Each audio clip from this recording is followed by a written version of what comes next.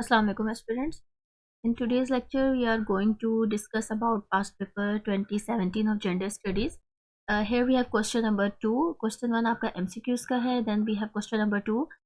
Define and discuss the disciplines of gender studies and also differentiate between women studies and gender studies. यहाँ पे हमने discuss करना है जो डिसिप्लिन है जेंडर स्टडीज़ का, उसे डिस्कस करेंगे और इसके साथ साथ डिफ्रेंशिएट करना है हमने वुमेन स्टडीज़ को और जेंडर स्टडीज़ को. ठीक है जी. Definition and discussions of gender studies. सबसे पहले हमने डेफिनेशन और डिस्कशन देनी है कि जेंडर स्टडीज़ एक्चुअली में क्या है, how it is defined. Gender studies को हम पहले इन योर ओन वर्ड्स आप इसे एक्सप्लेन करेंगे कि एक ये इंटरडिसिप्लिनरी फील्ड है जो कि एग्जामाइन करती है जेंडर को, सेक्सुअलिटी को और इंटरसेक्ट करती है डिफरेंट सोशल, कल्चरल और हिस्टोरिकल जो हमारे पास डायनामिक्स हैं उनके साथ ये इंटरसेक्ट करती है. और इसमें हम एक्चुअली में अंडरस्टैंड क्या करते हैं कि सोशल कंस्ट्रक्शन को अंडरस्टैंड करते हैं, जेंडर रोल्स को, उनकी आइडेंटिटीज़ को. इसके साथ साथ जेंडर स्टडीज़ जो है वो एक्चुअली में एक्सप्लोर करती है जो इम्पैक्ट है जेंडर नॉर्म्स का या इंडिविजुअल्स का, डिफरेंट कम्युनिटीज़ का, सोसाइटीज़ का, डिफरेंट जो सिम्बॉलिक एस्पेक्ट्स हैं जेंडर के, उनकी एनालाइजेशन में हमें यहाँ पे ये हेल्प करती है. अब जो जेंडर स्टडीज़ की फील्ड है वो एक्चुअली में चैलेंज करती है जो ट्रेडिशनल बाइनरी नोशंस हैं जेंडर के, जैसे कि मेल एंड फीमेल हो गया कि मेल का क्या रोल है पर्टिकुलरली या फीमेल का क्या रोल है, या फिर कोई अगर नॉन बाइनरीज हैं जैसे कि ट्रांसजेंडर्स हैं या जेंडर फ्लूइड वगैरह, इन तमाम चीज़ों को मीन्स कि जस्ट मेल एंड फीमेल को स्टडी नहीं करती है जेंडर स्टडीज़, बल्कि जेंडर रेलेवेंट जितने भी आपके पास डायनामिक्स हैं, जितने भी उसके बाइनरी नोशंस हैं, उन तमाम को यहाँ पे ये डिस्कस करती है. स्कॉलर्स जेंडर स्टडीज़ में जो है वो काफ़ी सारे डिसिप्लिन्स की तरफ लेकर जाते हैं, जैसे sociology, psychology, anthropology, history, law, literature, political science, और ये तमाम चीज़ें जो इश्यूज़ हैं जेंडर से रेलिवेंट उन्हें डिस्कस करते हैं यहाँ पे. ठीक है जी. अब डिफरेंट इश्यूज़ कौन कौन से यहाँ पे हमारे पास. सोशल कंस्ट्रक्शन ऑफ जेंडर है. सोशल कंस्ट्रक्शन ऑफ जेंडर, इसमें जो जेंडर है उसे सोशल कंस्ट्रक्ट के तौर पे देखा जाता है. मीन्स के it is actually created and shaped by societal norms and expectations rather than being biologically determined. जो social construction of gender है कि gender actually में societal norms create करते हैं बायोलॉजिकली डिटरमाइंड होने के बजाय. जो सोसाइटल नॉर्म्स हैं वो एक्चुअली में कोई भी जेंडर क्रिएट करते हैं. ये एक सोशल कंस्ट्रक्शन है जेंडर की. Second we have is power and gender relations. जो जेंडर स्टडीज़ है वो क्रिटिकली एनालाइज करती है कि जो डिस्ट्रीब्यूशन ऑफ पावर है मैन और वुमेन की या डिफरेंट जेंडर आइडेंटिटीज़ की, इसमें जो एग्जामाइन करना है वो हमने पैट्रियार्ची को करना है, मिज़ोगिनी करना है, और इसके साथ साथ दूसरे डायनामिक्स हैं जो कि परपेचुएट करते हैं जेंडर इनइक्वालिटी या इक्वालिटी को. Third we have is intersectionality. Gender studies emphasise करती है इंटरसेक्शनैलिटी के ऊपर जेंडर के, और इसके साथ साथ जो सोशल कैटेगरीज़ हैं जैसे रेस, क्लास, एथनिसिटी, सेक्सुअलिटी, इन तमाम चीज़ों को के ऊपर एम्फोसाइज करती है. और ये चीज़ें, ये इंडिविजुअल एक्सपीरियंस किसी भी तरीके से एक जेंडर को किस तरीके से अफेक्ट कर रहे हैं, और इनका इन तमाम जो एक जेंडर की जो उसकी अपनी एक सोशल लोकेशन है या उसकी आइडेंटिटी है, उसे ये तमाम फैक्टर्स, ये कैटेगरी, सोशल कैटेगरीज किस तरीके से अफेक्ट कर रही हैं. Next we have is gender and social justice. The discipline actually also involves advocacy for gender equality, social justice and the rights of marginalized gender groups. ये gender studies का जो discipline है इसमें एक एडवोकेसी प्रोवाइड होती है, gender equality provide करता है, ये सोशल जस्टिस प्रोवाइड करता है, और उसके साथ साथ जो राइट्स हैं, जो मार्जिनलाइज्ड ग्रुप हैं, जेंडर ग्रुप्स हैं, मेल और फीमेल के अलावा भी बहुत से जेंडर ग्रुप्स हैं, तो उनको उनके राइट्स किस तरीके से मिलते हैं, इन तमाम चीज़ों को भी ये जेंडर स्टडीज़ एक्चुअली में स्टडी करती है. और इसमें डिफरेंट मूवमेंट्स हैं जो कि LGBTQ राइट्स हैं, रिप्रोडक्टिव जस्टिस है, जेंडर बेस्ड वायलेंस है, इन तमाम चीज़ों को हम यहाँ पे जेंडर स्टडीज़ के डिसिप्लिन में डिस्कस कर लेते हैं. जबकि अब यहाँ पे अगर हम वुमेन स्टडीज़ और जेंडर स्टडीज़ इन दोनों को कंपैरिजन यहाँ पे करेंगे तो वुमेन स्टडीज़ क्या है, वुमेन स्टडी और जेंडर स्टडीज़ एक कॉमन फोकस है इनका जेंडर इश्यूज़ के ऊपर. ठीक है. लेकिन इनका जो एक की फोकस है या स्कोप है, थ्योरेटिकल फोकस और अप्रोचेज में कुछ डिफरेंसेस हैं, वो हमने यहाँ पे देखने हैं. वुमेन स्टडीज़ का जो फोकस है वो कहाँ पर है. Women studies is a field that primarily focuses on women experience. ठीक है जी. वुमेन के जो एक्सपीरियंसेस हैं या उनकी हिस्ट्रीज हैं, उनकी जो कंट्रीब्यूशन है सोसाइटी के लिए, जो उनका रोल प्ले है, वुमेन स्टडीज़ एक्चुअली उसके ऊपर फोकस करती है, एक्सप्लोर करती है सोशल, कल्चरल और पॉलिटिकल ऑपरेशंस वुमेन को जो फेस करना पड़ता है, जिसकी वजह से वुमेन्स जो है वो मार्जिनलाइज फेस करती हैं, या फिर उन्हें बहुत से डिफरेंट डोमेन्स में जो एक्सक्लूड कर दिया जाता है, वो यहाँ पे हम डिस्कस करते हैं। वुमेन स्टडीज़ का मेन फोकस इसके ऊपर रहता है। हिस्टोरिकल कॉन्टेक्स्ट की अगर बात की जाए तो वुमेन स्टडीज़ इमर्ज हुई 1960s और 1970s में as a response to the feminist movement. कुछ फेमिनिस्ट मूवमेंट थी उनके रिस्पॉन्स में, and the growing demand for women's rights, women right के लिए जो डिमांड्स वगैरह प्रपोज की गई और डिफरेंट मूवमेंट्स वगैरह स्टार्ट हुई और हाईलाइट किए गए इसमें जो डिफरेंट जेंडर इश्यूज थे, जेंडर डिस्क्रिमिनेशन से relevant, reproductive rights, women's health और जेंडर वायलेंस से रेलिवेंट। ठीक है जी।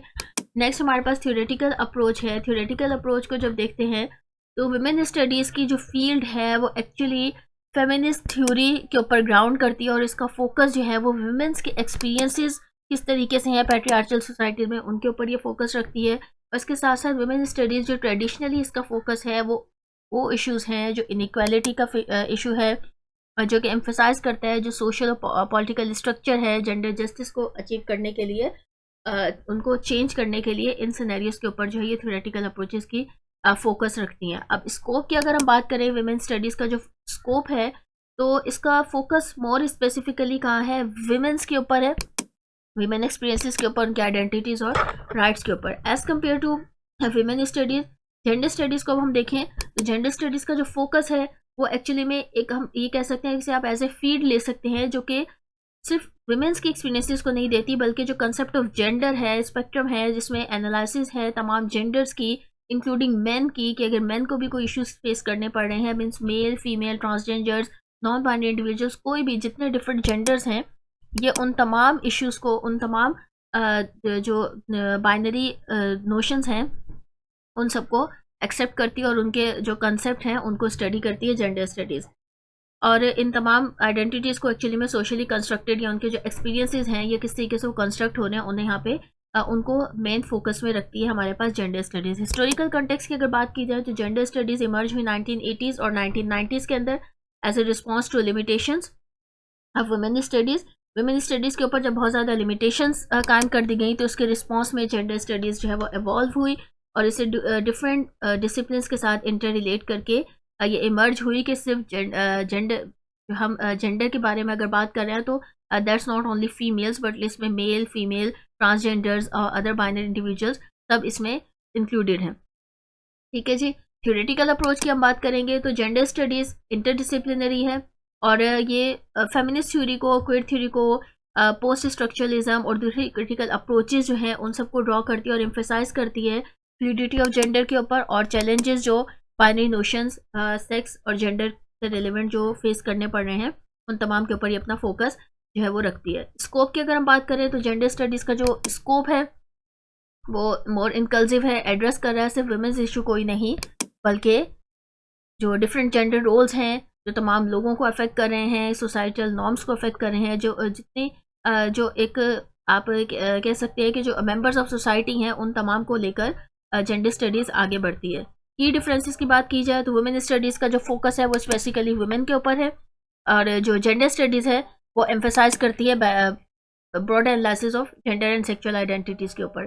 जेंडर स्टडीज़ के अगर चैलेंजेस देखे जाएँ तो चैलेंज करती है बाइनरी अंडरस्टैंडिंग मेल और फीमेल को। ठीक है जी। इसमें जो डिस्कशंस हैं उसमें जेंडर फ्लूइडिटी है, नॉन बाइनरी, ट्रांसजेंडर एक्सपीरियंसेस वगैरह सब कुछ इंक्लूडेड है, जबकि वुमेन स्टडीज़ ट्रेडिशनली इसके ऊपर फोकस रखती है जो पैट्रियार्चल सिस्टम ऑफ सोसाइटी है उसमें वुमेन का किस तरीके से उनके राइट्स दिए जा रहे हैं, इन तमाम चीज़ इनके ऊपर फोकस रखती है वुमेन स्टडीज़। जेंडर स्टडीज़ की अगर हम बात की जाए तो यहाँ पे वाइडर रेंज है क्रिटिकल थ्योरीज़ की जो कि एम्फेसाइज करती हैं इंटरसेक्शनलिटी के ऊपर, एड्रेस करती हैं कि जेंडर इंटरसेक्ट किस तरीके से कर रहा है अपनी रेस के साथ, क्लास के साथ, सेक्चुअलिटी के साथ, जबकि वुमेन स्टडीज़ जो वो प्राइमरली फोकस करती है gender based operation of women के ऊपर। In question number 3, we have what are the different forms of gender-based violence and in your opinion, what could be the workable strategies to eliminate gender-based violence from Pakistani society? ठीक है जी। यहाँ पे हमने क्या discuss करना है कि different forms gender based violence के, GBV के कौन से डिफरेंट फॉर्म्स हैं और आपके ओपिनियन में कौन सी वर्केबल स्ट्रेटजीज़ हैं कि हम इस जेंडर बेस्ड वायलेंस को पाकिस्तानी सोसाइटी से एलिमिनेट कर सकते हैं। तो यहाँ पे सबसे पहले आपने जेंडर बेस्ड वायलेंस की जो डिफरेंट फॉर्म्स हैं वो यहाँ पर डिस्कस करनी है। जेंडर बेस्ड वायलेंस एक्चुअली में क्या है, एक इस तरह का वायलेंस जो कि रेफर करता है जो कि एक इंडिविजुअल बेस या किसी भी जेंडर या सेक्स के साथ स्पेसिफिकली किसी किस्म का वायलेंस जो है वो फेस करना पड़ रहा हो। बस यहाँ पे हमारे पास जो है वो डोमेस्टिक वायलेंस है। डोमेस्टिक वायलेंस एक्चुअली में क्या है, डोमेस्टिक वायलेंस एक्चुअली में एक मोस्ट वाइड स्प्रेड फॉर्म है जेंडर बेस्ड वायलेंस की पाकिस्तान के अंदर। यहाँ पे इसमें जो फिजिकल, इमोशनल, सेक्सुअल, इकोनॉमिक एज्यूब्स है with in house hold behind the close doors face करना पड़ता है वुमेंस को। वुमेंस एक्चुअली सब्जेक्ट होती हैं फिजिकल असॉल्ट के साथ, वर्बल अब्यूज़ और थ्रेट्स। उनके इंटीमेट पार्टनर्स या कोई भी उनके फैमिली मेम्बर्स जो उन्हें से रेलेवेंट थ्रेट करते हैं, और इसके साथ साथ कुछ प्राइवेट मैटर्स से रिलेवेंट भी वुमेंस को बहुत ज़्यादा थ्रेट किया जाता है। और ये तमाम चीज़ें जो वो जेंडर बेस्ड वायलेंस में ही आती हैं। और विक्टिम्स इसमें mostly of the time silence रहते हैं बिकॉज ऑफ सोसाइटल टैबूज़ की वजह से, या फिर जो डोमेस्टिक वायलेंस है उनके अगेंस्ट वो ज़्यादा कुछ एक्शन नहीं लेते हैं because of lack of knowledge और बिकॉज ऑफ सोसाइटल टैबूज़ और प्रेशर। ऑनर किलिंग्स है सेकेंड। ऑनर किलिंग्स मोस्टली होती है वुमेंस को मर्डर कर दिया जाता है by their family members, usually male relatives, in the name of preserving female honour, जिसे गैरत के नाम पर कत्ल कहा जाता है। मोस्टली ऑनर किलिंग्स हो जाती हैं, और ये killings often because of result of जो परसीव वायलेशन होती है ट्रेडिशनल नॉर्म्स की, कि जो रिवायत चली आ रही है उसे को ब्रेक करने की कोशिश करती हैं, जैसे कि एडल्ट्री हो गई, पसंद की शादी, या डिफरेंट टाइप के इस टाइप के सिनेरियोज जहाँ पे या वो रिफ्यूज़ कर दें अरेंज मैरिजेस को, और जो पेट्रियार्चल एक्सपेक्टेशंस है उस पर पूरी ना होते ख़वातीन, तो ऑनर किलिंग्स उसकी मेन वजह जो है वो समझी जाती है। सेक्सुअल वायलेंस, रेप, मॉलेस्टेशन और हैरेसमेंट। सेक्सुअल वायलेंस इसमें रेप है, गैंग रेप है, सेक्सुअल असॉल्ट है, मॉलेस्टेशंस हैं। वुमेन्स और गर्ल्स को बहुत ज़्यादा ये फेस करना पड़ता है सेक्सुअल वायलेंस उनके होम्स में, वर्क प्लेसेस में, पब्लिक स्पेसेस में। और ये वायलेंस फ्रिक्वेंटली जो है वो अंडर रिपोर्टेड है बिकॉज ऑफ सोसाइटल सिग्मा, या फिर विक्टिम को ही ब्लेम कर दिया जाता है। इनफेक्टिव लीगल प्रोटेक्शन है जिसकी वजह से ये तमाम cases most of the time unreported ही रहते हैं और इन्हें रिपोर्ट नहीं किया जाता है। Acid attacks particularly brutal form है जेंडर बेस्ड वायलेंस की। जो विक्टिम्स एसिड अटैक्स हैं उन्हें बहुत ज़्यादा फिजिकल इंजरीज, जो डिसफिगरमेंट है, ब्लाइंडनेस हो गई, लाइफ लॉन्ग डिसेबिलिटीज़ फेस करनी पड़ती हैं। लेकिन ये भी टिपिकली वुमेंस को या गर्ल्स को फेस करना पड़ता है बिकॉज अगर वो अपनी मैरिज रिजेक्ट कर दें, मैरिज प्रपोजल्स को या ट्रेडिशनल एक्सपेक्टेशंस को डिफाई करें। फोर्स मैरिजेस या चाइल्ड मैरिजेस हैं जेंडर बेस्ड वायलेंस के एन इम्पॉर्टेंट टाइप। इसमें मोस्टली गर्ल्स जो 12-13 साल तक की बच्चियां होती हैं उनकी शादी कर दी जाती है ओल्ड एज मेंस के साथ, और उनकी मर्ज़ी के बगैर ही डिफरेंट जो उनके डोमेस्टिक डिप्यूट्स होते हैं या एग्रीकल्चर डिस्प्यूट्स हैं इन चीज़ों से रेलिवेंट, और because of lack of education, economic dependence कुछ भी नहीं होता है तो इस चीज़ के ऊपर वो एग्री कर लेती हैं।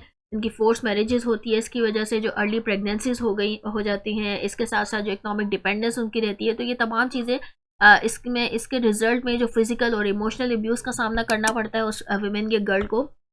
और and it is also an extreme type of gender based violence.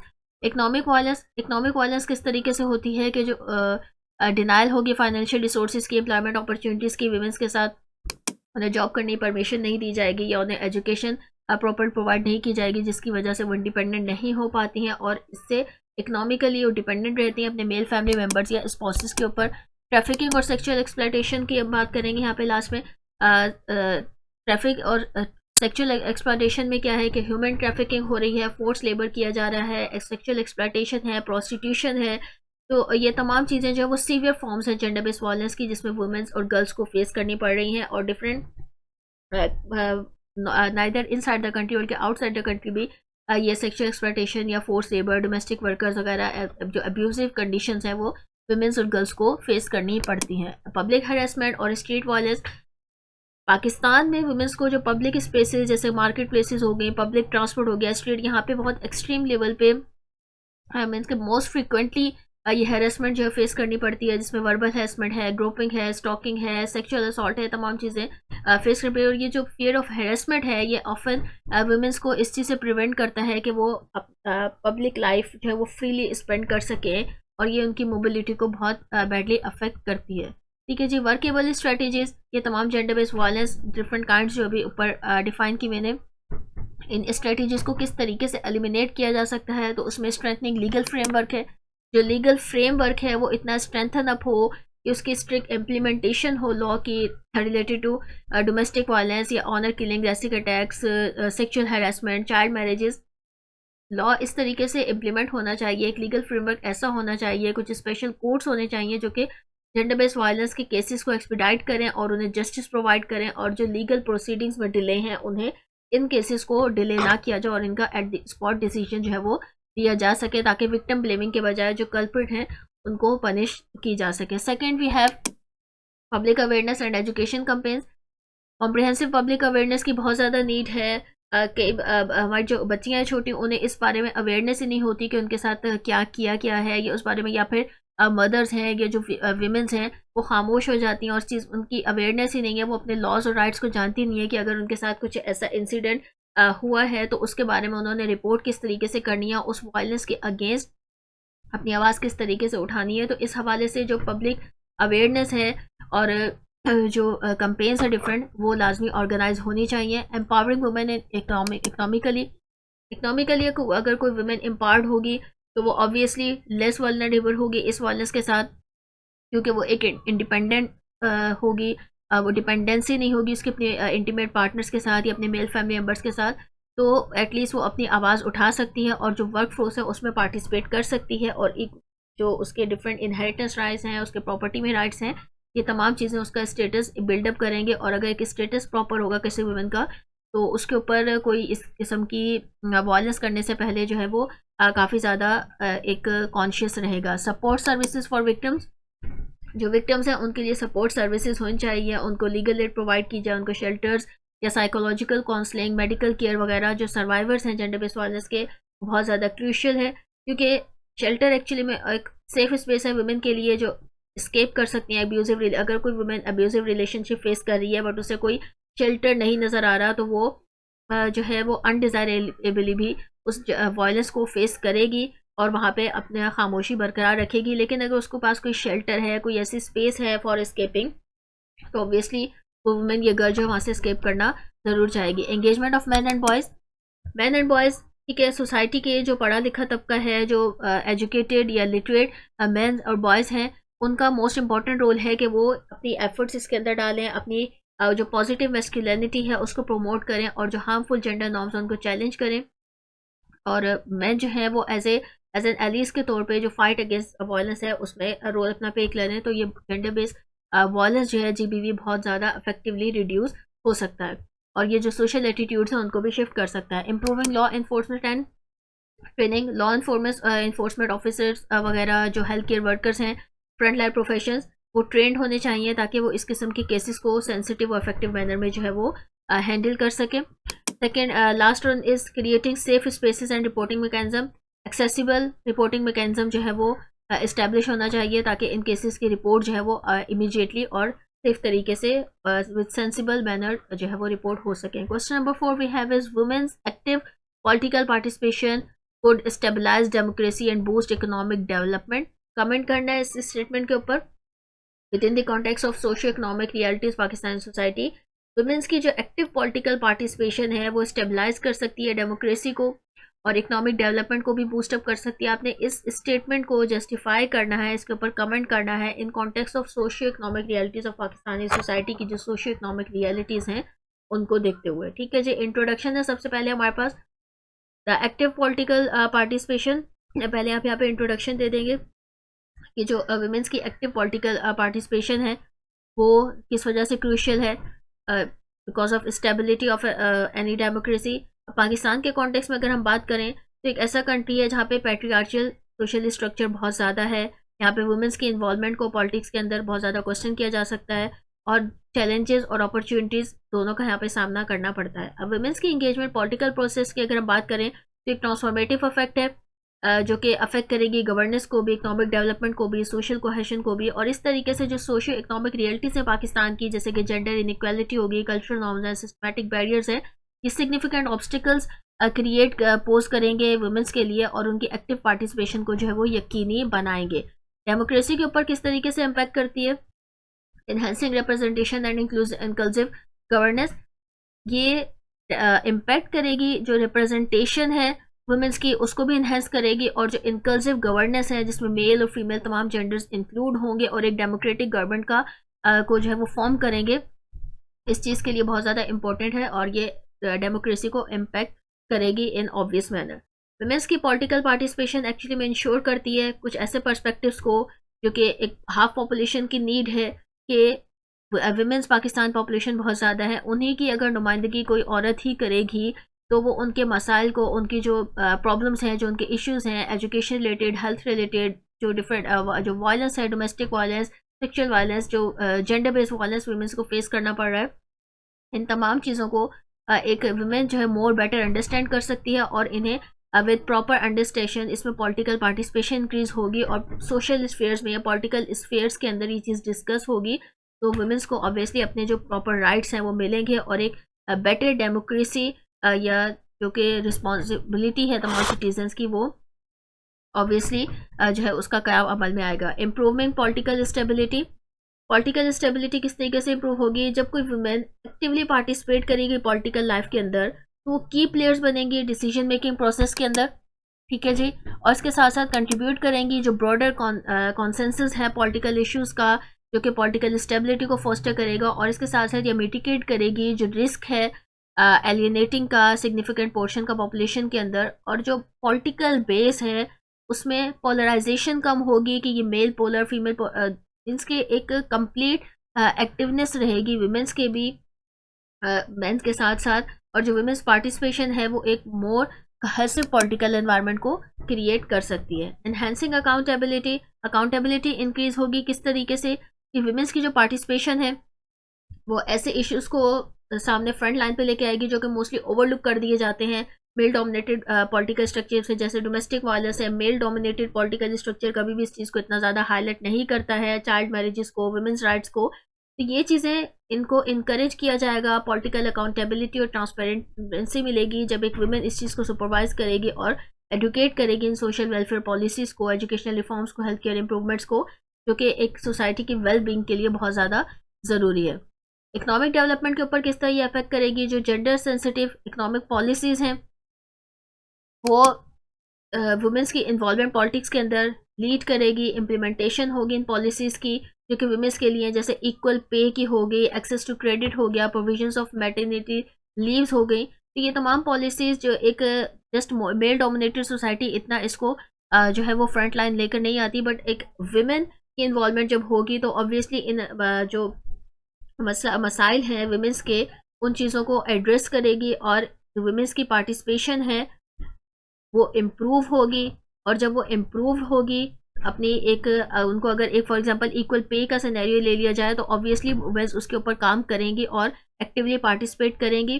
तो ये तमाम चीज़ें छोटे छोटे कुछ पॉइंट्स जो हैं उससे जो इकोनॉमिक डेवलपमेंट है वुमेन्स की पार्टिसिपेशन से कंट्री की वो भी इंक्रीज हो सकती है। एम्पावरमेंट ऑफ वुमेन एंटरप्रीनियर्स, जो वुमेन एंटरप्रीनियर्स हैं मेल एंटरप्रीनियरशिप को तो बहुत ज़्यादा सपोर्ट मिलती है, लेकिन जो फीमेल्स एंटरप्रीनियर्स हैं, वुमेन एंटरप्रीनियर्स हैं, उन्हें जब सपोर्ट मिलेगी वो ऑब्वियसली इकोनॉमिक डेवलपमेंट में कंट्रीब्यूट करेंगी पॉलिसी एडवोकेसी की हेल्प से। जो वुमेन पॉलिटिशियंस हैं वो जो फाइनेंशियल रिसोर्सेज हैं, टेक्नोलॉजी, एजुकेशन है, उनकी तरफ एक स्टेप फॉरवर्ड कर सकती हैं और अपने कंट्री की जो वुमेन्स हैं उनके लिए एक अच्छा रोड मैप तैयार कर सकती हैं ताकि वुमेन्स भी अपने एंटरप्रीनियरशिप्स के ऊपर, अपने बिजनेस के ऊपर जो है वो फोस्टर पर मेहनत कर सकें, और ये चीज़ जो इकोनॉमिक पार्टिसिपेशन है उसको बहुत ज़्यादा फोस्टर करने में हेल्प आउट करेगी।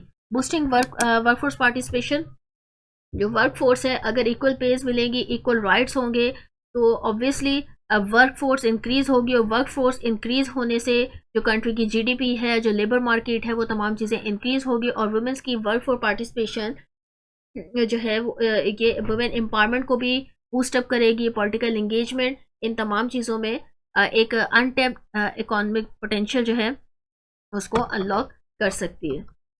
Challenges in the Pakistani context में अगर हम चैलेंजेस का देखें तो चैलेंजेस पाकिस्तानी सोसाइटी काफ़ी ज़्यादा चैलेंजेस का ऑब्वियसली सामना करना पड़ सकता है। इसमें कल्चरल बैरियर्स हैं, कल्चरल नॉर्म्स हैं, रिलीजियस कंजर्वेटिज्म है, ये तमाम चीज़ें जो है वो एक्चुअली में रेनफोर्स करती हैं कि वुमेन का पब्लिक में एक रोल किस तरीके से होना चाहिए, तो ये लिमिटेड है। कल्चरल बैरियर्स बहुत ज़्यादा इस चीज़ को अफेक्ट करते हैं। पॉलिटिकल और इकोनॉमिक इनइक्वालिटी की बात की जाए तो सीट्स रिजर्व तो है, वुमेन कोटा रिजर्व है, लेकिन उसके बावजूद भी इक्वलिटी अभी तक मौजूद नहीं है।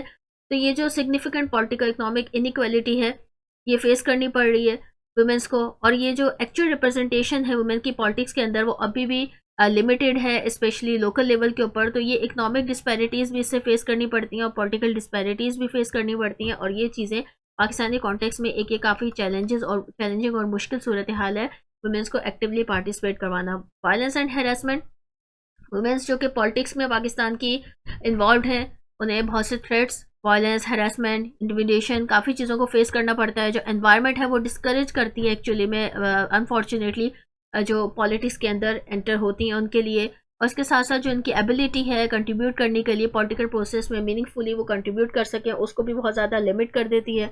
पॉलिटिकल वायलेंस जिसमें जो इंक्लूड थ्रेट्स दिए जाते हैं वुमेन पार्लियामेंटेरियंस को, उनको ये चीज़ें भी बहुत ज़्यादा अंडरमाइन कर देती हैं वुमेंस की पार्टिसिपेशन को, और जो उनकी एबिलिटी है चेंज लाने के लिए उस चीज़ को काफ़ी ज़्यादा हिंड्रस का शिकार होना पड़ता है या स्टेप बैक होना पड़ जाता है वुमेंस को। कंक्लूजन हम ये कह सकते हैं कि वुमेंस की जो एक्टिव पॉलिटिकल पार्टिसिपेशन है पाकिस्तान के अंदर, उसके अंदर ये स्ट्रेंथ तो है कि वो डेमोक्रेसी के साथ डेमोक्रेसी को स्ट्रेंथन अप कर सके या स्टिमुलेट कर सके इकोनॉमिक डेवलपमेंट को, और एक इंक्लूसिव गवर्नेंस या improving accountability, fostering gender sensitive economic policy, इन चीज़ों पार्टिसिपेट कर सके। लेकिन ये जो पोटेंशियल और सिग्निफिकेंट एफर्ट्स हैं इनको एड्रेस करना, सोशियो इकोनॉमिक चैलेंजेस को एड्रेस करना जो कि वुमेंस को फेस करने पड़ सकते हैं, जिसमें कल्चरल बैरियर्स हैं, पॉलिटिकल बैरियर्स हैं, इकोनॉमिक इनइक्वालिटी है, जीबीवी है, ये तमाम चीज़ें इनके लिए बहुत ज़्यादा कंसंट्रेटेड एफर्ट्स की ज़रूरत है कि वुमेंस को पॉलिटिकली एम्पावर किया जाए और इकोनॉमिकली जो है वो असेंशियल जो रिसोर्सेज हैं प्रोवाइड किए जा सकें और एक मोर स्टेबल और प्रॉस्पेरस स्टेट ऑफ पाकिस्तान को डेवलप किया जा सके। In question number 5 we have is what is the state of women's health in Pakistan. Women's health की क्या स्टेट है पाकिस्तान के अंदर, और ये अवेलेबल इकोनॉमिक रिसोर्सेज के अंदर किस तरीके से इसको इम्प्रूव किया जा सकता है। जब इंट्रोडक्शन अब हम इसका देखें तो वुमेंस हेल्थ पाकिस्तान के अंदर एक ऐसा सिग्निफिकेंट इशू है इसके काफ़ी ज़्यादा सोशियो इकोनॉमिक कल्चरल चैलेंजेस हैं जो इसकी वेलबींग को अफेक्ट कर रहे हैं। डिस्पाइट ऑफ द इम्प्रूवमेंट्स, कुछ एरियाज़ के अंदर बहुत ज़्यादा इम्प्रूवमेंट्स आई हैं, लेकिन इसके बावजूद वुमेंस को काफ़ी ज़्यादा बैरियर्स का सामना करना पड़ रहा है। उनकी एक्सेस जो है क्वालिटी हेल्थ केयर के ऊपर, उनकी हाई मैटरनल मोर्टेलिटी रेट्स वगैरह हो गए या रिप्रोडक्टिव हेल्थ हो गई, ये फैक्टर्स एक्चुअली में अफेक्ट कर रहे हैं जो वुमेंस की जो उनकी मैटरनल मोर्टेलिटी रेट्स हैं या रिप्रोडक्टिव हेल्थ है, लैक ऑफ एक्सेस है एसेंशियल हेल्थ सर्विसेज। ये तमाम फैक्टर्स बेसिकली इनकी अफेक्ट होने की वजह ये है कि वुमेंस को सब कुछ फेस करना पड़ रहा है कि उनकी लिमिटेड एक्सेस है, इकोनॉमिक रिसोर्सेज नहीं है, और जो एक्सेस है बहुत ज़्यादा लिमिटेड है। अब वुमेंस की हेल्थ को इम्प्रूव करने के लिए कुछ कम्बिनेशन रिफॉर्म्स का, resource allocations, community based interventions और इकोनॉमिक सपोर्ट की जो है वो नीड है ताकि फर्दर उनकी हेल्थ को जो है वो इम्प्रूव किया जा सके। अब status of women health in Pakistan में हम देखें, सबसे पहले मैटरनल मोर्टेलिटी है। तो मैटरनल मोर्टेलिटी यानी कि जो माओं की अमवात वाक़ हो जाती हैं ड्यूरिंग चाइल्ड बर्थ, तो ये फैक्टर ऐसा है कि बहुत ज़्यादा ये अफेक्ट करता है। और ये इसके रीजंस अगर देखा जाए तो हेल्थ केयर फैसिलिटीज़ इनएजुकेट हैं, प्रॉपर हेल्थ फैसिलिटीज़ नहीं है, जो स्किल्ड बर्थ अटेंडेंट्स हैं, प्रॉपर गाइनीज उनकी फैसिलिटी अवेलेबल नहीं है, अर्ली प्रेगनेंसीज मीन्स के अर्ली एज प्रेगनेंसीज हैं, अर्ली मैरिजेस के नतीजे में। इसके साथ साथ पुअर न्यूट्रिशन है, प्रॉपर डाइट्स नहीं है, फिर कुछ कल्चर फैक्टर्स जिसमें अर्ली मैरिजेस हैं, और प्रेफरेंस इस चीज़ के ऊपर करना होम बर्ड्स के ऊपर कि घरों में ही डिलीवरीज करवाई जाए, तो ये चीज़ें मोर्टेलिटी रेट को बहुत ज़्यादा इंक्रीज़ करती हैं। तो इसके बारे में प्रॉपर अवेयरनेस उनके पास एक है वो बहुत ज़्यादा ज़रूरी है। और करंटली जो स्टेटस है वो सैडली वुमेंस को ये फेस करना पड़ रहा है इन पाकिस्तान। रिप्रोडक्टिव हेल्थ की हम बात करेंगे। Reproductive health women's in Pakistan की किस तरह की है, ये पाकिस्तान में जो एक्सेस है रिप्रोडक्टिव हेल्थ सर्विसेज की तरफ वो बहुत ज़्यादा कम है। बीइंग ए वुमेन, जो इम्पोर्टेंट नॉलेज एक वुमेन के पास होनी चाहिए उसकी फैमिली प्लानिंग के लिए, उसकी अपनी मैटरनल केयर के लिए, उसके सेफ अबॉर्शंस के लिए, या कॉन्ट्रासेप्टिव्स का यूज़ किस तरीके से करना है, तो ये चीज़ें वुमेन के पास इस बारे में नॉलेज बहुत कम है। पर्टिकुलरली जो रूरल एरियाज़ है वहाँ पर भी, और वहाँ पे अनप्लान्ड प्रेगनेंसी, ये तमाम, और हाई फर्टिलिटी रेट, ये चीज़ एक्चुअली में अफेक्ट कर रहा है वुमेंस हेल्थ को। और इनएडुकेट इन्फॉर्मेशन रिप्रोडक्टिव हेल्थ के हवाले से जो सोशल टैबूज़ हैं डिफरेंट तरह के फैमिली प्लानिंग को जो सराउंड कर रहे हैं, तो ये एग्जैसरबेट कर देते हैं चैलेंजेस को, और वुमेंस की जो हेल्थ है वो इसमें सफ़र करती है। न्यूट्रिशन और हेल्थ की बात करेंगे। मेल न्यूट्रिशन एक प्रिवेलेंट है वुमेंस के अंदर, प्रॉपर डाइट नहीं है, एनीमिक होती हैं बहुत ज़्यादा ख़वातीन, आयरन डेफिशिएंसीज होती हैं उनके अंदर, और ये कॉमन है रिप्रोडक्टिव एज के दौरान। और ये चीज़ें उसकी एक वुमेन की जो ओवरऑल हेल्थ है या उसके एनर्जी लेवल्स हैं उनको अफेक्ट करती है, उससे उसकी पूरी लाइफ जो है वो अफेक्ट होती है। पुअर न्यूट्रिशन ये भी कंट्रीब्यूट करती है लो बर्थ वेट पे, और जो स्टंटेड ग्रोथ रह जाती है चिल्ड्रंस के अंदर, ये चीज़ें उसमें अफेक्ट करती हैं। मेंटल हेल्थ एक अनदर नेग्लेक्टेड एरिया है वुमेन का, जो कि बहुत ज़्यादा इसको अफेक्ट कर दिया जाता है। एक वुमेन एक high level of stress feel करती है, एनजाइटी में जाती है, डिप्रेशन फील करती है, उसके सोशल प्रेशर्स की वजह से, डोमेस्टिक वायलेंस, पॉवर्टी की वजह से। इसके साथ साथ जो उसको डिफरेंट तरह के डिप्रेशंस का सामना होता है, जो पोस्टपार्टम डिप्रेशन है immediate after delivery of baby. तो इसके बाद एक वुमेन अपनी किस मेंटल कंडीशन से गुजर रही है, किस स्ट्रेस में गुजर रही है, उसके हार्मोनल चेंजेस उसको किस तरीके से अफेक्ट कर रहे हैं, मेंटल हेल्थ उसकी किस तरीके से मुतासिर हो रही है, ये तमाम चीज़ें क्योंकि हेल्थ सर्विसेज इतनी है नहीं, ना इतनी ज़्यादा नॉलेज है, तो ये तमाम स्टिग्मास जो हैं बहुत ज़्यादा अफेक्ट करते हैं वुमेन की मेंटल हेल्थ को। एक्सेस टू हेल्थ केयर, अब हेल्थ केयर की तरफ एक्सेस मोस्ट इम्पॉर्टेंट। जो इन एजुकेट हेल्थ केयर फैसिलिटीज़ हैं अर्बन एरियाज़ में जहाँ पे वुमेंस की तो काफ़ी हद तक एक एक्सेस है, लेकिन सोशो इकनॉमिक स्टेटस है बहुत ज़्यादा लिमिटेड है, कल्चरल फैक्टर्स हैं, जो लोअर इनकम फैमिलीज़ हैं उनकी इतनी ज़्यादा एक्सेस नहीं है कि वो प्रॉपरली किसी एक परफेक्ट प्रोफेशनल स्पेशलिस्ट गायनेकोलॉजिस्ट वगैरह या फीमेल डॉक्टर्स के साथ रुजू कर सकें। तो वो नॉर्मल ही जस्ट क्लिनिक्स के साथ रब्ता करके एक प्रॉपर हेल्थ केयर जो उनकी हेल्थ से रिलेटेड उन्हें एक रिक्वायर्ड है, वो उसकी तरफ एक्सेस जो बहुत ज़्यादा कम है पाकिस्तान में वुमेंस के लिए। ठीक है जी। Improve women's health with limited economic resources, strengthening primary health care system. अब वुमेंस हेल्थ को हम किस तरीके से लिमिटेड इकोनॉमिक रिसोर्सेज में किस तरह से इम्प्रूव किया जा सकता है, उसमें सबसे पहले strengthening primary health care system. जो प्राइमरी हेल्थ केयर सिस्टम है उसको स्ट्रेंथन अप करना है, पर्टिकुलरली रूरल एरियाज़ के अंदर जो कम्युनिटी हेल्थ वर्कर्स हैं या लोकल क्लिनिक्स हैं उन्हें प्रॉपरली ट्रेन करना चाहिए, ताकि वो बेसिक मैटरनल या रिप्रोडक्टिव हेल्थ केयर प्रोवाइड कर सकें, इम्यूनाइजेशन प्रोवाइड कर सकें, और जो फैमिली प्लानिंग सर्विसेज हैं वो प्रॉपरली प्रोवाइड कर सकें। ग्रास रूट लेवल के ऊपर काम होगा तो ही हेल्थ इश्यूज़ जो हैं उनको वो प्रिवेंटेबल हैं और उनको मैनेज किया जा सकता है और एड्रेसअप किया जा सकता है। Secondly we have public awareness and education. Public awareness rise up होनी चाहिए वुमेंस के अंदर, उनकी हेल्थ से रिलेटेड, उनकी न्यूट्रिशन से रिलेटेड, उनकी रिप्रोडक्टिव हेल्थ से रिलेटेड, और उनकी जो एटनेटल केयर है उससे रिलेटेड। और ये तमाम चीज़ों का एक सिग्निफिकेंट इफेक्ट हो सकता है। स्कूल, मीडिया, ये कम्युनिटी ऑर्गेनाइजेशन है, ये इंस्ट्रूमेंटल है काफ़ी ज़्यादा हेल्थ एजुकेशन को स्प्रेडअप करने के लिए, अवेयरनेस को स्प्रेड करने के लिए, utilising technology. Mobile health health initiatives can be cost effective. ये कॉस्ट इफेक्टिव वे है हेल्थ इंफॉर्मेशन प्रोवाइड करने के लिए। जो टेली मेडिसिन हैं या मोबाइल हेल्थ एप्स हैं, ये कंसल्टेशंस के लिए या उनको रिमाइंडर के लिए कि उन्हें कब विजिट करना है, कॉन्ट्रसेप्शन वगैरह हो गई या फैमिली प्लानिंग से रिलेटेड, उनको काफ़ी हद तक जो है वो अवेयरनेस दे सकती हैं being in mothers of 21st century. Improve maternal health services, maternal health services improve की जाएँ, जो स्किल्ड बर्थ अटेंडेंट्स हैं वो प्रोवाइड की जाएँ, इमरजेंसी ऑब्स्टेट्रिक केयर है वो प्रोवाइड की जाए। एडिशनली जो अवेलेबिलिटी है मैटरनल हेल्थ सर्विसेज की रूरल के अंदर और या अंडर रिजर्व एरियाज़ के अंदर, वहाँ पे मोबाइल क्लिनिक्स कायम किए जाएँ या आउटरीच प्रोग्राम जो है वो सपोर्ट किए जाएँ, ताकि जो बैरियर्स हैं केयर की तरफ उनको रिड्यूस किया जा सके। Improving nutrition, proper nutrition women के लिए बहुत ज़्यादा ज़रूरी है। उन्हें आयरन सप्लीमेंट्स प्रोवाइड करना, फोर्टिफाइड फूड प्रोवाइड करना, एसेंशियल न्यूट्रिएंट्स। इस हवाले से जो हेल्दी एजुकेशन है, ताकि वो हेल्दी डाइट को इनटेक कर सकें, वुमेंस के बेनिफिट के लिए कौन सी डाइट प्रॉपर है, कौन सी नहीं है। तो जो कॉम्प्लिकेशंस हैं ड्यूरिंग प्रेगनेंसी वुमेन के लिए जो क्रिएट हो जाती हैं, उनको भी बहुत ज़्यादा इससे रिड्यूस किया जा सकता है, उनकी न्यूट्रिशन को बेटर करके। Mental health awareness and support, mental health के हवाले से एक सपोर्ट और प्रोवाइड करना कि किस तरह से वो अपने डिप्रेशंस को, अपनी एंजाइटी को कोप अप कर सकती हैं, डील कर सकती हैं, बहुत ज़्यादा असेंशियल है।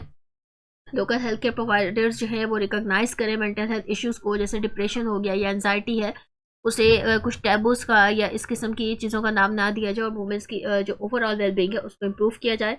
सपोर्ट प्रोवाइड किया जा सके जो विक्टिम्स हैं डोमेस्टिक वायलेंस की, या किसी ट्रॉमा के नतीजे में कोई खातून इस तरह का बिहेवियर शो कर रही है, तो उसकी मेंटल ट्रीटमेंट किस तरह होनी चाहिए। ये तमाम चीज़ें बहुत ज़्यादा क्रूशियल हैं और बहुत इंपॉर्टेंट है टू प्रोवाइड करना वुमेंस को, ताकि उनके मेंटल हेल्थ आउटकम्स जो है वो प्रॉपर बेटर हो सके। कंक्लूजन में अगर हम बात करें तो वुमेन का हेल्थ स्टेटस पाकिस्तान के अंदर काफ़ी ज़्यादा चैलेंजेस का सामना करना पड़ रहा है। जो मैटरनल मोर्टेलिटी है, रिप्रोडक्टिव हेल्थ है, limited access health care services की तरफ, इन तमाम चीज़ों को स्ट्रेंथन अप करना, प्राइमरी हेल्थ केयर सिस्टम्स को इम्प्रूव करना, पब्लिक अवेयरनेस देना, टेक्नोलॉजी को यूटिलाइज करना, जो मैटरनल हेल्थ केयर सर्विसेज हैं उनकी प्रोवाइडर्स उनको एनहेंस करना, न्यूट्रिशन और मेंटल हेल्थ इश्यूज़ को एड्रेस करना, ये तमाम क्रूशियल स्टेप्स हैं जो कि वुमेन हेल्थ को इम्प्रूव करने के लिए पाकिस्तान में आगे कदम इस चीज़ तरफ जो है वो इनिशिएटिव लेना बहुत ज़्यादा ज़रूरी है। In question 6 we have powerful forces of globalisation have highlighted various gender issues across culture and throughout the globe, discuss by quoting examples from developing countries. ठीक है जी, इस क्वेश्चन में आपको एक स्टेटमेंट दी गई है। ठीक है जी, जो पावरफुल फोर्सेज हैं ग्लोबलाइजेशन की, उन्होंने जेंडर इश्यूज़ को हाईलाइट किया काफ़ी ज़्यादा उनके कल्चर से रेलेवेंट और थ्रू आउट द ग्लोब।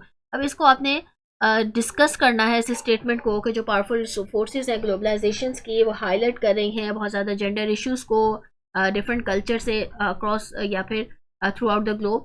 इसे आपने डिस्कस करना है कुछ डेवलपिंग कंट्रीज़ के एग्जांपल्स देते हुए। इंट्रोडक्शन में अगर ग्लोबलाइजेशन को सबसे पहले हम देखें तो globalisation actually refers to the increasing interconnectedness and interdependence of the world's economies, societies and culture has had a profound impact on gender issues across the globe। जो ग्लोबलाइजेशन है उसे हम ये कह सकते हैं कि वो इंटरकनेक्टेडनेस है या इंटरडिपेंडेंस है, वर्ल्ड की इकोनॉमीज एक दूसरे के ऊपर डिपेंड कर रही हैं with the help of globalisation, societies cultures एक दूसरे को इम्पैक्ट कर रहे हैं, इंटरसेक्ट कर रहे हैं, डिपेंडेंट हैं, तो एक दूसरे पे इंटरडिपेंड हो रहे हैं। इसका प्रोफाउंड अफेक्ट है, एक इम्पॉर्टेंट अफेक्ट है जेंडर इश्यूज़ के ऊपर अराउंड द ग्लोब। अब ग्लोबलाइजेशन कंट्रीब्यूट करती है इकोनॉमिक ग्रोथ के ऊपर, टेक्नोलॉजिकल एडवांसमेंट के ऊपर, इसके साथ साथ डिसिमुलेशन ऑफ आइडियाज़ के ऊपर। अब ये जो है हमारे पास इसके साथ साथ ये लाइट अप कर रही है जेंडर इनइक्वालिटीज़ को और एम्पलीफाई कर रही है जो चैलेंजेस फेस करने पड़ रहे हैं वुमेन को, पर्टिकुलरली डेवलपिंग कंट्रीज़ के अंदर। ये प्रोसेस जेंडर रिलेटेड इश्यूज़ को ज़्यादा विजिबल बना रहा है, ग्लोबलाइजेशन बहुत ज़्यादा विजिबल कर रही है, हमें मालूम हो रहा है कि कहाँ पे दुनिया किस हिस्से में अराउंड द ग्लोब कहाँ पर क्या हो रहा है, मोर विजिबल है। और इसके साथ साथ जो ग्लोबल डिस्कशन है वुमेन्स राइट के हवाले से, लेबर एक्सप्लॉयटेशन के हवाले से या कल्चर प्रैक्टिसेस के हवाले से ये परपेचुएट कर रही है जेंडर इनइक्वालिटी को। ठीक है जी, अब जेंडर इश्यूज़ जो कि ग्लोबलाइजेशन हाईलाइट करती है उसमें लेबर एक्सप्लॉयटेशन है। इन ग्लोबल सप्लाई चेन्स में labour exploitation most visible gender issue जो कि ग्लोबलाइजेशन से लिंक कर रहा है कि एक्सप्लॉयटेशन हो रही है वुमेन वर्कर्स की ग्लोबल सप्लाई चेन्स में। बहुत से डेवलपिंग कंट्रीज़ में वुमेन्स जो वो एम्प्लॉयड हैं अपनी लेबर इंटेंसिव इंडस्ट्रीज़ के अंदर, से कि टेक्सटाइल हो गया, एग्रीकल्चर, इलेक्ट्रॉनिक्स वगैरह, लेकिन जो इकोनॉमिक अपॉर्चुनिटीज़ हैं वो उनको बहुत ज़्यादा पुअरली पे किया जाता है और वो बहुत अनसेफ वर्किंग कंडीशन के अंदर, मीन लो कॉस्ट के ऊपर उनसे बहुत ज़्यादा काम लिया जा रहा है। एग्जाम्पल है यहाँ पे हमारे पास बांग्लादेश गारमेंट इंडस्ट्री की। बांग्लादेश गारमेंट इंडस्ट्री यहाँ पे क्या है कि दुनिया की बेहतरीन और बड़ी इंडस्ट्री है, लेकिन यहाँ पे जो ग्लोबलाइजेशन और जेंडर इशू हाईलाइट हो रहे हैं वुमेन्स को यहाँ पे एक्चुअली में अगर हम गारमेंट से रेलेवेंट देखा जाए बांग्लादेश गारमेंट इंडस्ट्री में, तो इनकी वर्क फोर्स एक मेजॉरिटी वर्क फोर्स है जो कि वुमेन प्रोवाइड कर रही हैं और बहुत सारी वुमेन्स ये लेबर फोर्स एम्पावर कर रही है बहुत सी वुमेन्स को इकोनॉमिकली, लेकिन इन्हें क्या फेस करना पड़ रहा है, इन्हें लॉन्ग वर्किंग आवर्स फेस करने पड़ रहे हैं, लो वेजेस हैं, डेंजरस वर्किंग कंडीशंस हैं। बांग्लादेश के अंदर राना प्लाजा बिल्डिंग 2013 में एक कोलैप्स हुई थी जिसमें ऑलमोस्ट 1100 वर्कर्स जो हैं वो किल्ड हुए थे और उसमें ज़्यादा तादाद जो है वो ख़वातीन ही की थी। एक ग्लोबल अटेंशन इस इंसिडेंट ने रिसीव की और जो एक्सप्लॉयटेशन हो रही है वुमेन की लो वेज इंडस्ट्रीज़ के अंदर, इस कॉन्टेक्स्ट के अंदर ग्लोबल ट्रेड और प्रोडक्शन नेटवर्क में ये बहुत ज़्यादा ये मामला हाईलाइट हुआ। Access to education and technology की अगर आप बात करें यहाँ पर, तो ग्लोबलाइजेशन इंक्रीज़ किया इसने फ्लो ऑफ इंफॉर्मेशन को, एजुकेशनल रिसोर्सेज को। अब इससे क्या है कि जो अवेयरनेस है वो भी काफ़ी ज़्यादा रेज अप हुई है जेंडर डिस्पैरिटीज़ एजुकेशन में जो हो रही हैं पर्टिकुलर डेवलपिंग कंट्रीज़ में। तो एजुकेशन की तरफ एक्सेस इम्प्रूव हुई है। जो चैलेंजेस रहे हैं गर्ल्स के लिए, वुमेंस के लिए बहुत से पार्ट ऑफ द वर्ल्ड में, इसमें डिफरेंट कल्चरल नॉर्म्स हैं, पॉवर्टी है, चाइल्ड मैरिजेस हैं, तो ये चीज़ें अफेक्ट कर रही हैं वुमेंस को। और ये ग्लोबली इशू हाईलाइट हुआ किस तरीके से, यहाँ पे हमारे पास गर्ल्स एजुकेशन इन सब सहारन अफ्रीका, यहाँ पे जो ग्लोबलाइजेशन ने हमें ये ग्रेटर एक्सेस दी एक इंटरनेशनल एड और एजुकेशनल इनिशिएटिव्स के हवाले से। जो जेंडर गैप है एजुकेशन का यहाँ पे वो एड्रेस हुआ। यहाँ पे मिलियंस ऑफ गर्ल्स जो हैं उनको फेस करना पड़ रहा है barrier to education because of early marriages, gender violence और lack of sanitary facilities in school. Programme जो है वो अब ये क्या करता है, ये सपोर्ट कर रहा है ऑर्गेनाइजेशन जिस तरह यूनेस्को है, वर्ल्ड बैंक है। यहाँ पे इनका जो मेन एम है वो गर्ल्स की जो एजुकेशन की तरफ एक्सेस है उसको इम्प्रूव करना है, लेकिन जो कल्चरल सोशल इकोनॉमिक फैक्टर्स हैं वो प्रिवेंट कर रहे हैं गर्ल्स को कि वो प्रॉपर एजुकेशन यहाँ पे ना हासिल कर सकें। तो अब इसमें ग्लोबलाइजेशन की वजह से क्या है कि whole world is actually interconnected, और जो फोकस है जेंडर इक्वालिटी की तरफ एजुकेशन में वो काफ़ी ज़्यादा एक सेंट्रल थीम बन गया इंटरनेशनल डेवलपमेंट के हवाले से। Health and reproductive rights, health and reproductive rights की बात करें तो global exchange of ideas resources highlight कर रहे हैं जेंडर डिस्पैरिटीज़ को हेल्थ में जो फेस करनी पड़ रही है, स्पेशली जो रिप्रोडक्टिव राइट्स हैं और एक्सेस है हेल्थ केयर की तरफ। बहुत से डेवलपिंग कंट्रीज़ में वुमेंस को proper access essential health service की तरफ नहीं है, इंक्लूडिंग जो फैमिली प्लानिंग है, मैटरनल केयर है, सेफ एबॉर्शन है, जिसमें एक वुमेन का अपना प्रॉपर राइट होना चाहिए इन तमाम चीज़ों के ऊपर, लेकिन उसको वो अवेल नहीं कर पा रही है। तो ग्लोबलाइजेशन ने इंटरनेशनल डिस्कशंस को स्पार्क अप किया है, जो नीड है कॉम्प्रिहेंसिव हेल्थ केयर सिस्टम की जो मीट करती है वुमेन की नीड्स को। इसमें सबसे पहली एग्जांपल हमारे पास जो गिवन है, एग्जांपल जो डिस्कस कर रहे हैं हम डेवलपिंग कंट्रीज़ में, रिप्रोडक्टिव हेल्थ इन इंडिया है। इंडिया में जहाँ पे जेंडर बेस्ड हेल्थ डिस्पैरिटीज़ काफ़ी ज़्यादा स्टार्क हैं, ग्लोबलाइजेशन ने इंट्रोडक्शन यहाँ पे दिया अपना इंटरनेशनल हेल्थ इनिशिएटिव्स के हवाले से, और इसका जो एम है कि मैटरनल हेल्थ को इम्प्रूव करना है और फैमिली प्लानिंग सर्विसेज की तरफ एक्सेस होनी चाहिए। जो ग्लोबल फोकस है रिप्रोडक्टिव हेल्थ का, वो पुशअप करता है ऑर्गेनाइजेशंस को, जैसे यूएन है या डिफरेंट एनजीओज हैं, ताकि वो उनके एक्सपेंशंस हेल्थ सर्विसेज की वुमेंस को प्रोवाइड की जा सके। ठीक है जी, यहाँ पे कुछ इम्प्रूवमेंट्स काफ़ी रीजन्स के अंदर की है, बट इंडिया में जो मैटरनल मोर्टेलिटी रेट है वो अभी भी काफ़ी ज़्यादा हाई है डिफरेंट फैक्टर्स की वजह से, क्योंकि यहाँ पर भी like Pakistan early marriages, malnutrition और इनएडुकेट हेल्थ केयर के जो इश्यूज़ हैं वो स्टिल मौजूद हैं, specially in rural areas. Violence against women, globalisation ने भी जो अटेंशन पेन क्रिएट की है वो वायलेंस अगेंस्ट वुमेन, उस तरफ भी काफ़ी ज़्यादा लोगों की वर्ल्ड की अटेंशन डाइवर्ट हुई है। जो वायलेंस, डोमेस्टिक वायलेंस है, सेक्सुअल असॉल्ट है, ट्रैफिकिंग है, हार्मफुल कल्चर प्रैक्टिसेस हैं, जैसे कि फीमेल जेनाइटल म्यूटिलेशन है, ऑनर किलिंग्स वगैरह है। तो ये तमाम चीज़ें एक बहुत ज़्यादा सीवियर सिचुएशन है, लेकिन ग्लोबलाइजेशन ने अटेंशन की पूरी वर्ल्ड की, और काफ़ी ज़्यादा पॉलिसी रिफॉर्म्स हुए और सपोर्ट प्रोवाइड की जा रही है इसमें सर्वाइवर्स को।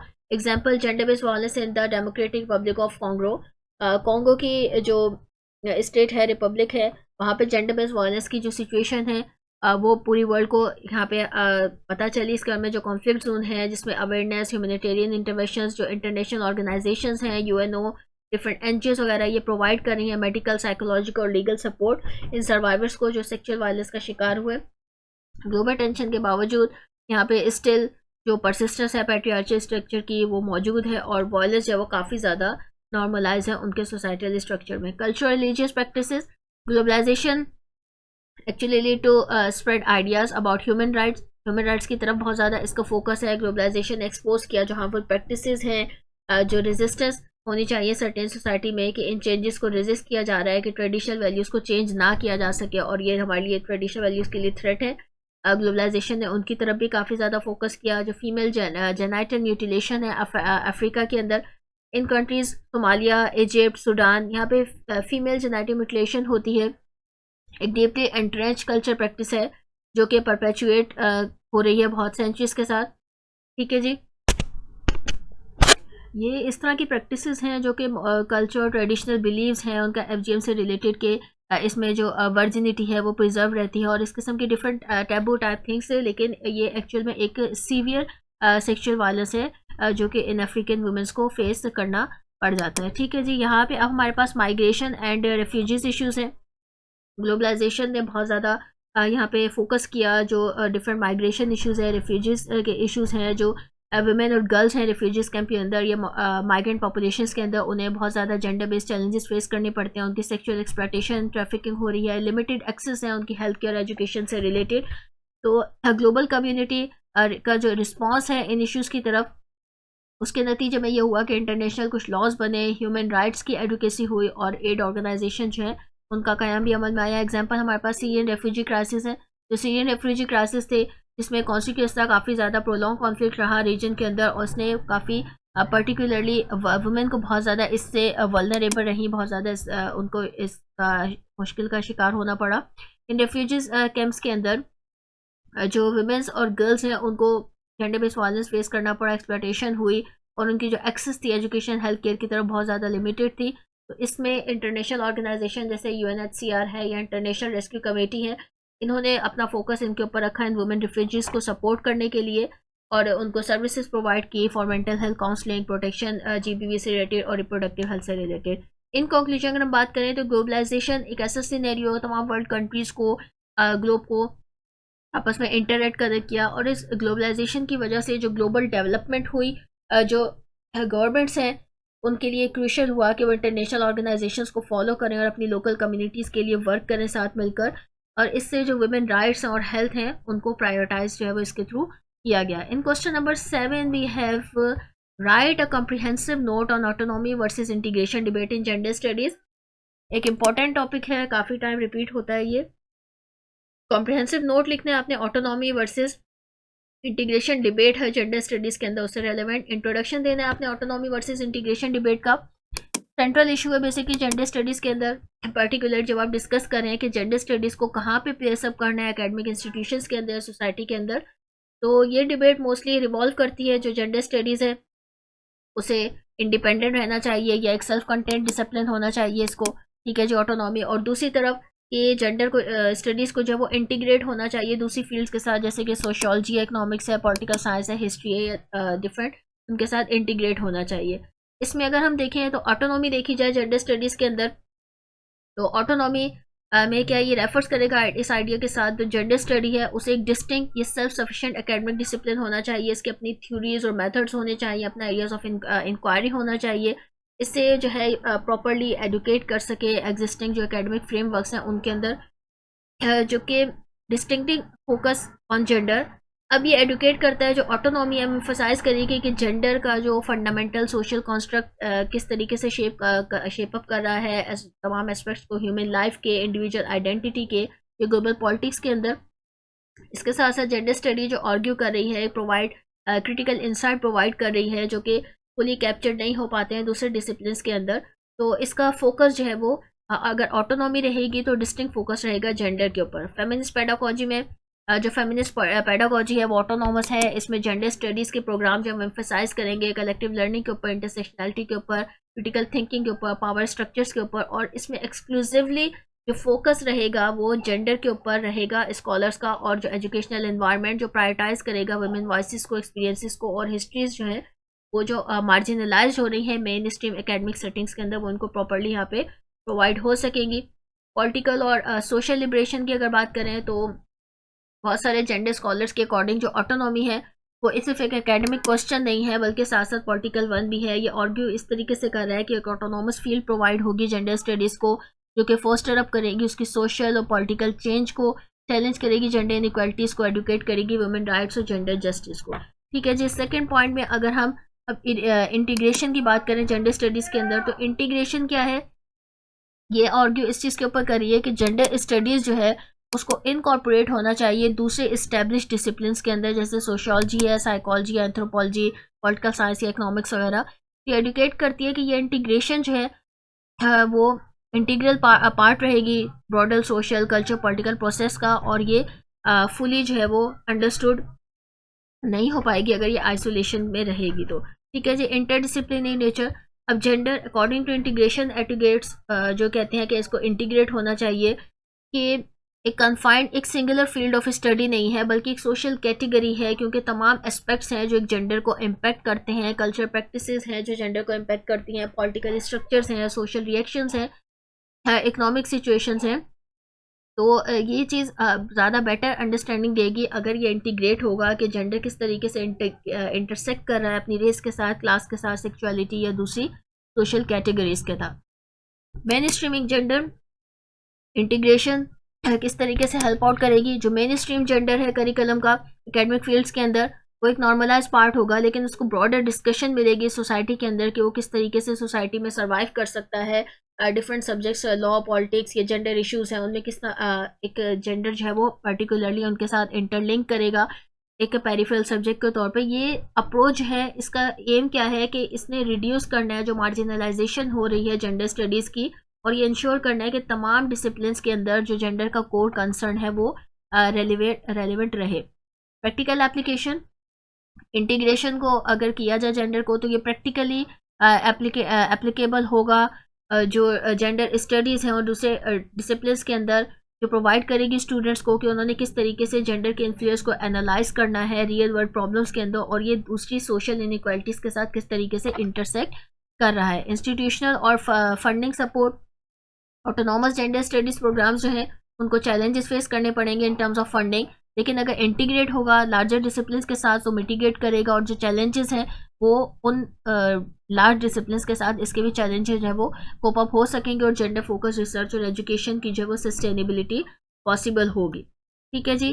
चैलेंज और पर्सपेक्टिव्स की अगर डिबेट देखी जाए तो फेमिनिस्ट क्रिटिक्स और एकेडमिक रिगॉर्ड जो है उनके हवाले से फेमिनिस्ट थ्योरी जो है वो डाइल्यूट हो जाती है, और ये फोर्स करती है जो डोमिनेंट मेथोडोलॉजीज हैं, आइडियोलॉजीज हैं डिफरेंट फील्ड्स की, जेंडर इनइक्वालिटी को रेलेवेंट लेकर। इसमें हमारे पास जो है वो इंटरडिसिप्लिनरी इनोवेशंस है, नीड फॉर हाइब्रिड अप्रोच है। ठीक है जी। तो ये दोनों चीज़ें क्या करती हैं कि अगर डाइवर्स फील्ड्स को अप्लाई किया जाए जेंडर स्टडीज़ के अंदर, तो ये फर्दर जो है वो इवॉल्व होगी, एक्सपेंड होगी, जेंडर स्टडीज़ जो है वो इम्बेक्ड होगा like a discipline, different discipline जो पॉलिटिकल साइंस के, इकोनॉमिक्स के, लॉज के हैं, और एक पावरफुल टूल के तौर पे, पॉलिसी एडवोकेसी के तौर पे, सोशल चेंज के तौर पे अराइज होगा।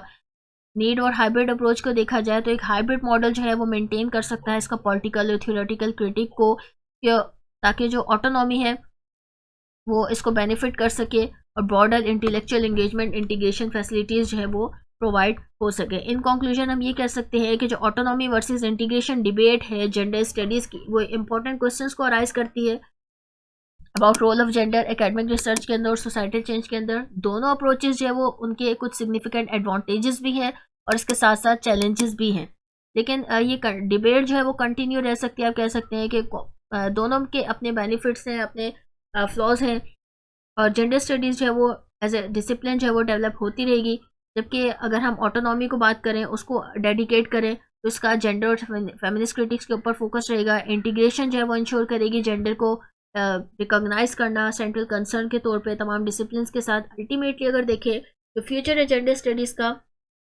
वो दोनों अप्रोचेस का अगर हम कम्बिनेशन की बात करें उसी में लाइअप करता है, क्योंकि एक डायनामिक इंटर डिसिप्लिनरी फील्ड है जो कि एड्रेस करती है जेंडर इक्वलिटी को और डाइवर्स इनोवेटिव वेज को। ठीक है जी। 2017 का यहाँ पे पेपर कंप्लीट हो गया हमारा। 2018 की इंशाल्लाह जल्दी वीडियो अपलोड हो जाएगी। इसमें कोई टॉपिक, कोई पॉइंट अगर आपको क्लियर नहीं हो रहा है तो आप कमेंट सेक्शन में ज़रूर बताइए। Thank you so much. Allah हाफिज़।